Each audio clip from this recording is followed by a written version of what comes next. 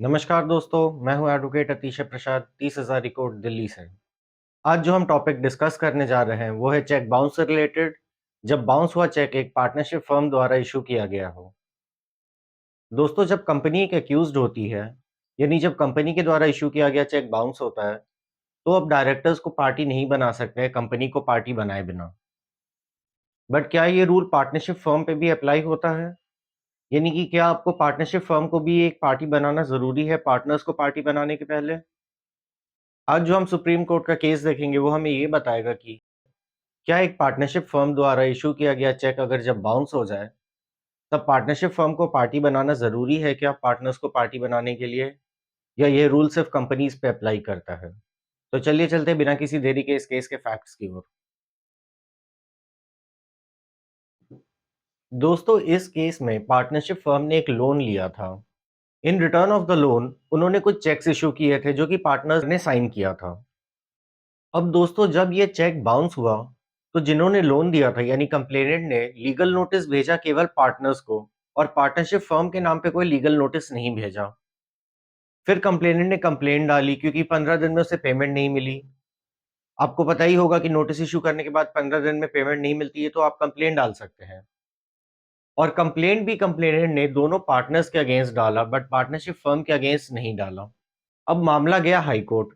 High court के सामने ये सवाल था कि कंपनी के केस में जब कंपनी को पार्टी बनाए बिना आप डायरेक्टर्स को लायबल नहीं रख सकते हैं, relying on Anita Hada case, तो ये रूल पार्टनरशिप फर्म पे भी अप्लाई होना चाहिए।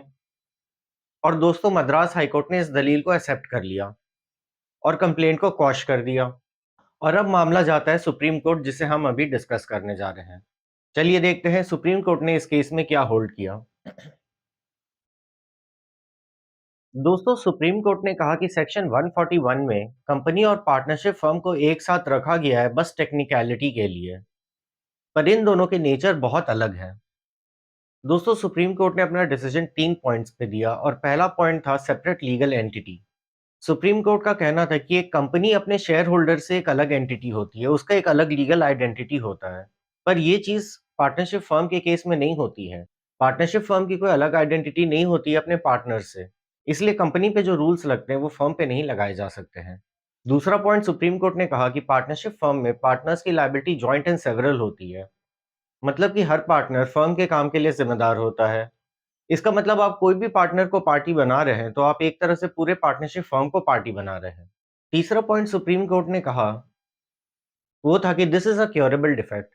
यानी कि अगर आपने फर्म को पार्टी नहीं बनाया है तो ये क्योरेबल डिफेक्ट है। इसका ये मतलब नहीं कि पूरे केस को डिसमिस कर दिया जाए। और जहां रहा सवाल नोटिस का, तो कोर्ट ने कहा पार्टनर्स को नोटिस भेजना is equal to sending a notice to the partnership firm. और इसलिए कंप्लेनेंट को परमिशन दे दी गई कि वो अपने कंप्लेंट को अमेंड करके पार्टनरशिप फर्म को भी एज अ पार्टी ऐड कर सकता है। तो दोस्तों, इस केस से हमें क्या कंक्लूजन मिलता है? इस केस से हमें ये कंक्लूजन मिलता है कि देखिए, पार्टनरशिप फर्म को अक्यूज बनाना जरूरी नहीं है, but to be on a safer side आप उसको अक्यूज बना सकते हैं। पर अगर गलती से आप फर्म को अक्यूज बनाना भूल भी गए हैं तो एक क्योरेबल डिफेक्ट है और इस वजह से आपका केस डिसमिस नहीं हो सकता है। दूसरी बात, कोर्ट ने कहा कि अनीता हाडा का रूल कि कंपनी को पार्टी बनाए बिना आप डायरेक्टर्स को पार्टी नहीं बना सकते हैं, ये रूल पार्टनरशिप फर्म पे एप्लीकेबल नहीं होगी। क्योंकि पार्टनरशिप फर्म की लायबिलिटी डिफरेंट होती है और पार्टनरशिप फर्म की कोई अपनी इंडिपेंडेंट लीगल आइडेंटिटी नहीं होती है जैसे कि कंपनी की होती है। तो दोस्तों, आई होप ये केस एनालिसिस आपको समझ में आया हो और आपको पसंद आया हो। और ऐसे वीडियोस के लिए जुड़े रहे हमारे चैनल प्रसाद लॉ से।